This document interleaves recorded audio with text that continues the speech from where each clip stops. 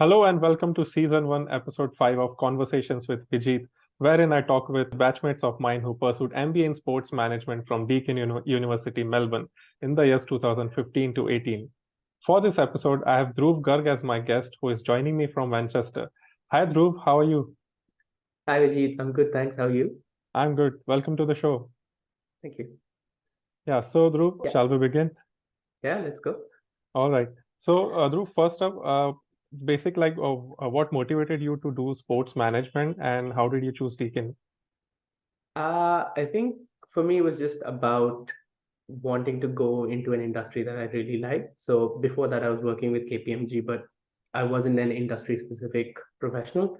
So I was working across different industries, and I kind of really wanted to work in sports, as that was one of the things I was really passionate about. So being someone who doesn't really have a sports background as an athlete or sort of having worked in industry, I thought education is probably the best way to get into this field. And then just through my research, I found out about Deakin, as it was, I think, ranked third at that point in time in sports management. So and Australia has a really massive sports culture as well. So I thought, why not? Right. So how did the application process go? Especially applying to Deakin and the visa application, was that smooth? I think it was smooth. I think it was 8 years ago. So I think what I remember of it, it was smooth. I think there were a few questions around insurance and all of those things, but I think that was very minor compared to how the overall process was. So I think I was pretty happy with it. Okay. Uh, And did you yeah. uh, did you choose any agency, consultancy for that? I did, yes. I can't remember their name. It was the one that was recommended by Deacon, so it was pretty smooth in terms of they answered all my questions fairly easily. I think for me, my insurance was the only complicated question because I had like a global insurance provider at that point in time. So I was confused as to whether I need one specifically for Australia or not, which I think they recommended that I get one specific for Australia. But I don't think that's a question that comes up very often. So Yeah. And just talk about the experience of landing up in Australia and uh, your first impressions of the uni. the first impression of uni was it's really good buildings, is really new, fairly modern. There weren't any people around. So I think I actually have one of my uncle lives in Australia, so he picked me up in Melbourne. So the first night I actually spent at his house, which was pretty good, just being around family. But when I got to Burwood, I think it was 5 p.m. on a work day, and there was nobody around. I went for a walk in, and I think about 30 minutes, I saw three people. Uh, so I was just like, where have I come to? But then I think as the orientation week started and I got to meet a few more people from the course, it sort of became a little more social in that sense. Yeah. And just talk about the whole experience of doing the course, like the entire 2 years, academic wise, and also if you want to talk about the part-time work that you did during the course. Yeah. I think so. For me, I think the academic side of it was a mixed bag. Just because for someone like me, I had come from an academic background. I'd done economics honors in my bachelor's. I had worked in KPMG for a while, so I kind of had like some of the subjects were not as relevant, or I found them to be fairly easy in terms of like accounts, economics, stuff like that. But then I came there to learn about sports. So some of the subjects like facility management, athlete management, those were really interesting because I didn't really know much about those fields. So in that sense, it was a great experience in terms of learning about those specific subjects. In terms of outside of the uni, I think it was really great because I was able to use the brand name of the university to make network connections, sort of reach out to people, and that's how I kind of landed up with a lot of volunteering roles and a lot of internships. So I interned with Cycling Victoria, I interned with Gymnastics Australia in different roles, which was primarily through using Deakin as a way to get in the door. So in that sense, I think the university and the course really helped me in that regard. Yeah. Any particular subjects that you were more interested in? I think I'll probably pick athlete management as well, and maybe sports marketing, and then sports law. I think those three for me were the really interesting ones, just because I had no background in any of those. Those were all like completely new things for me, so I actually got to learn quite a lot in those subjects. And then sports law in particular, I think the course was interesting, the professor was really good, and then just learning about the way the league system worked and how it sort of applied to sports, even though I do not do anything in terms of sports law right now in my role. But it was just, I think it was good to have that level of understanding to get into the industry. Right. And tell me about what you did after the course. Like, did you get a full-time job immediately after? Not immediately. So I think we finished our course in July of 2017. 17, yeah. So by that time, I think I had lined up, or I was in the process of lining up a role with Tennis Australia at Australian Open, but that was a casual role. So that was Australian Open 2018. I did spend quite a bit of time in interviewing with a few companies after we finished our course.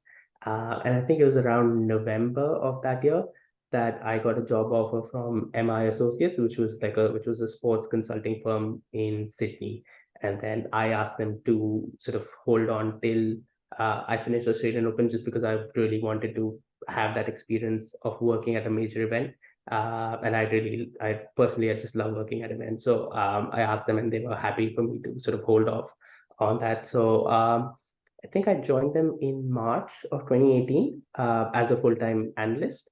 And then I was there for about 3.5 years or so, something like that. Okay. And post that, were you still in Australia? I think I left Australia in July of 2021 because my brother was getting married back in India, and Australia, because of COVID, had border restrictions. So I could go and then I couldn't come back. Like, at least I didn't know when I would come back. And I told my employers that it might just be like 3 months, it might be 8 months. I don't know when I'll come back. And neither of us were comfortable with that situation. So at that time, I decided to sort of move back home for a bit. They offered me a consultant role, sort of as an external consultant on a part-time basis. So I kind of worked as a consultant with them for another 6 months while I was in India. And then a job at Deloitte opened up in, I think, Jan of 2022.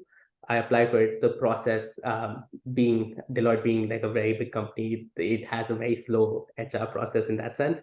So from the time I submitted my application, which was in Jan first week, till the time I got confirmed was about March or April of that year. So it was about a 3-month process. And then just doing the whole visa process took another couple of months. And then I essentially moved here July last year to join Deloitte in Manchester. And then I've been here since. Okay. So I'll just talk a bit more about consulting.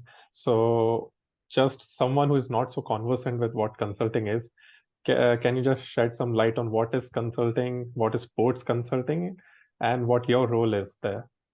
I think that's probably one of the more difficult questions, just because everyone has their own definition of what a consultant does or doesn't do. For me personally, I think it's just someone who's a problem solver. So I work for clients in terms of they come to me with a problem, and then I essentially try and use my knowledge or my colleagues' knowledge, and we try and solve it as best as we can. In terms of sports, that sort of manifests itself in various roles, so in various ways. So for example, back in Australia, I work with government agencies in terms of helping them develop their sports or event strategies. I've worked with again, government agencies in terms of actually assessing what events should they buy, how are these events impacting their local economy in terms of what's the economic impact of these events. And then I think one of my bigger projects was working with Rugby Australia and their bid for the 2027 Rugby World Cup. So I sort of helped them devised the entire budget for the event, where me and my colleagues, we essentially worked with Rugby Australia and all of the different parts of Rugby Australia in terms of to compile what it would actually take to host an event in terms of monetary contribution, how would the money come, where would it be spent, when would it be spent. So like a very diverse base of problems essentially, and helping those sports bodies solve those issues. And then since I've moved here, I've sort of moved a little bit away from events, but not completely. So one of my recent clients was ATP, and we helped them run their bid process for the next gen finals, which I think was announced last week. So I'm not breaking any confidentiality there, thankfully. But yeah, so again, it's just a very diverse sort of problem in terms of reaching out to potential applicants, assessing their bids. We didn't make the decision. The decision was with the ATP's board, but we kind of helped them get the bids, assess the bids, and sort of gave our opinion on what we feel are the strengths and weaknesses of individual bids. Right. And since consulting or sports consulting is something new, and I think it's not everyone chooses to do it, or not many people just get into it by chance as well. So if someone wants to get into sports consulting, how can they do that?